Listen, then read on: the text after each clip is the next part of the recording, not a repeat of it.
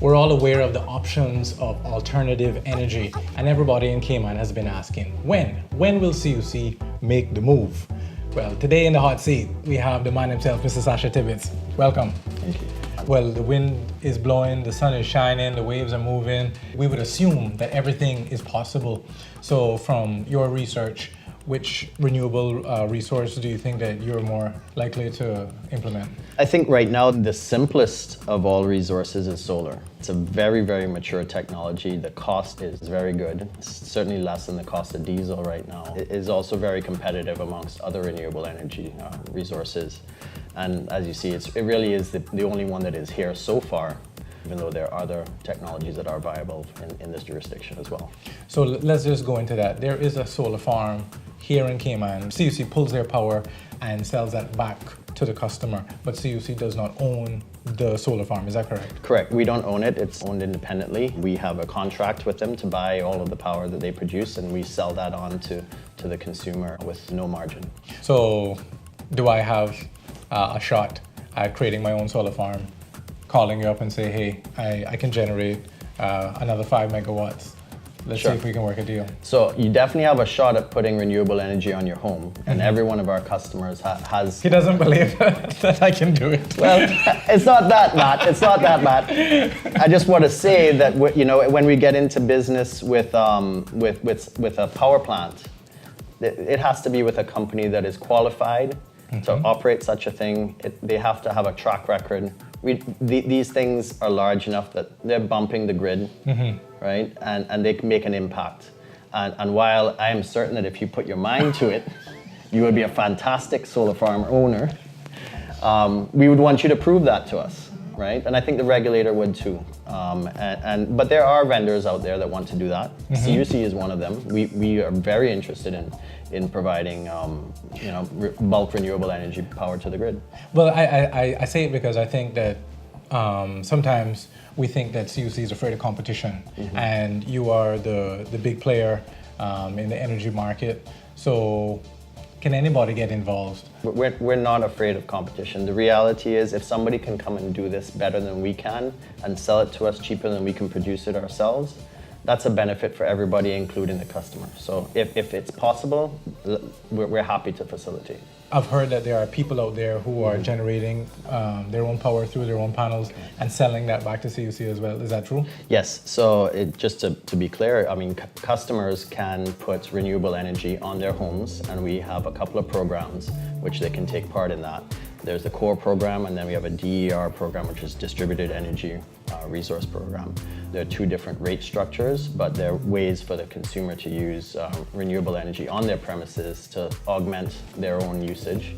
There's, of course, then the utility scale type projects, much like the one that our provider has out at Boddentown.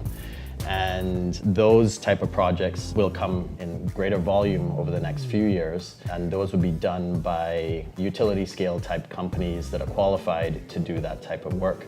CUC is very interested in getting involved in that. And so where we're going to put this 7-mile stretch is taken. I don't think we can fit it in town. We're looking east. Well, that's a big part of the challenge. It does take up a fair bit of land, but we believe there are opportunities out there. The Cayman Solar Farm, what's their average size? That's a 5 megawatt plant. No, because and how much is a megawatt in layman's terms? Oh, Help me to gosh. understand. Okay, so a megawatt is 1,000 kilowatts, which is 1,000 watts.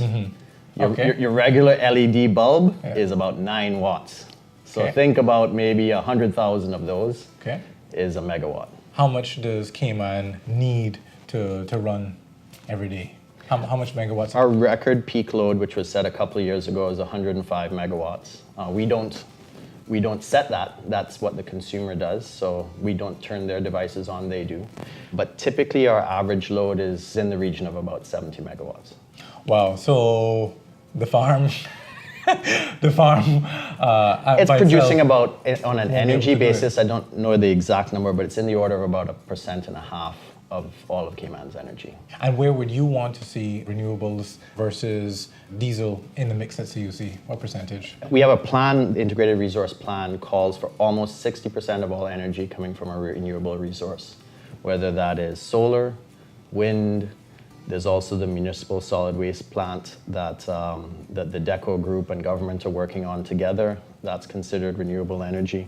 And that plant will take place over the course of about the next 10 to 15 years. So there'll be a big transformation. We'll have all of our diesel engines still in service, and they're a required part of the mix. They just won't be running as often. But it's very important to recognize that those diesel engines have to be there to deal with the times of weeks on end when it's rainy or throughout the night. And you can source batteries to carry you out through those times, but to get that batteries to carry you for such long periods of time, it's substantially more expensive than just running the diesel engines for maybe say 40% of the time. And so that's the strategy that we looked at. We did a very large computer model looking at the cost of having how much solar, how much batteries, how much wind, all the different technologies, and that came out to be the optimal solution from a cost basis.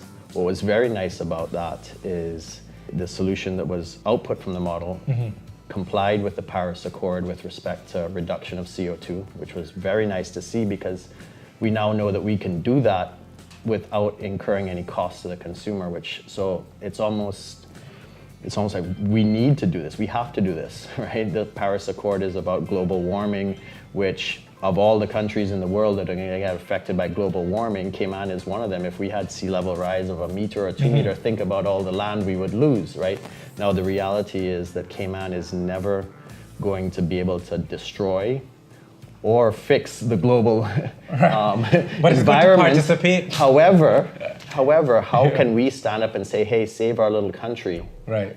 If we're just as bad as the rest, right? We have to set an example for our own good, right? And CUC is very committed in doing its part to make that happen. And what's nice about it is it's not going to cost the consumer anything more than doing the status quo. So if CUC invests X amount of dollars and then CUC saves X amount of dollars on fuel or diesel, will we actually see savings? Because you too have to spend money to get into renewables. Will we see a reduction on our bill? Sure. So a lot of the projects that we're looking at now, we look at it in that very same light. There's things that we can invest in, not only in renewable energy, but in energy efficiency to make our engines more efficient and make the grid operate more efficiently.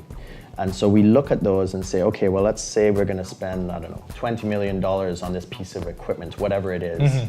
And this piece of equipment, well, $20 million probably takes maybe $2 or $3 million a year to run it, right? But what if this $20 million piece of equipment could save the customer $6 million of fuel and we only need $2 or $3 million to run the equipment?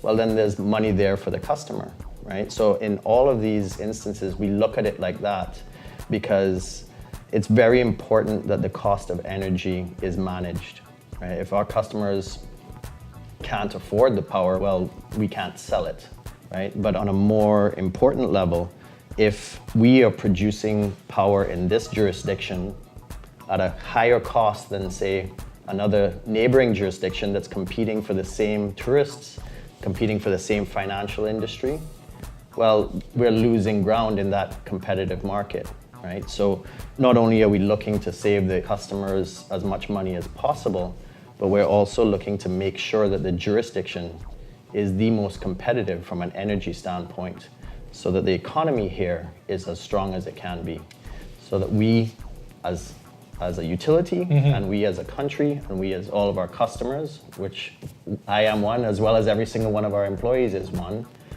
can be the best that we can be. But we have a lot of work to do that, to get there. So we really need to get started. I would love to see 25, 30 megawatts of solar in the ground within the next 2 years, and we're ready to do that right now.